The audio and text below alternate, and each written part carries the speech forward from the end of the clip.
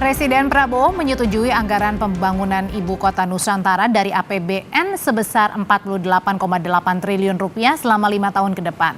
Anggaran ini ditujukan berfokus pada pembangunan kawasan inti pusat pemerintahan termasuk fasilitas legislatif dan yudikatif.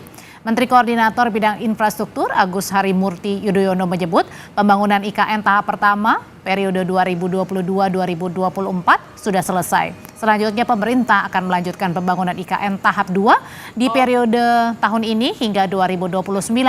Menurut AHY, merupakan komitmen Prabowo Subianto melanjutkan pembangunan IKN. Presiden Prabowo Subianto sudah menyampaikan dan menegaskan bahwa sudah di-approve anggaran untuk kelanjutan pembangunan IKN itu 48,8 triliun rupiah untuk 5 tahun ke depan.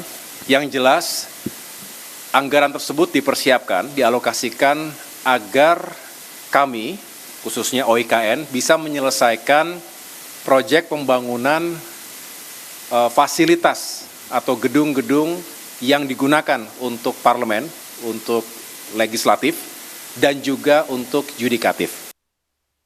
Kepala Otorita Ibu Kota Nusantara Basuki Hadimulyono menyebut Presiden Prabowo Subianto menargetkan IKN sudah berfungsi menjadi ibu kota politik pada tahun 2028. Karena itu fasilitas untuk legislatif dan yudikatif termasuk permukimannya akan disiapkan.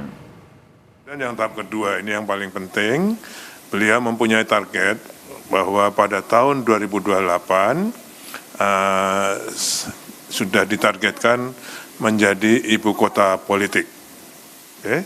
Sehingga kami ditugasi untuk menyelesaikan ekosistem yudikatif, jadi kantor-kantor dan huniannya, juga ekosistem legislatif.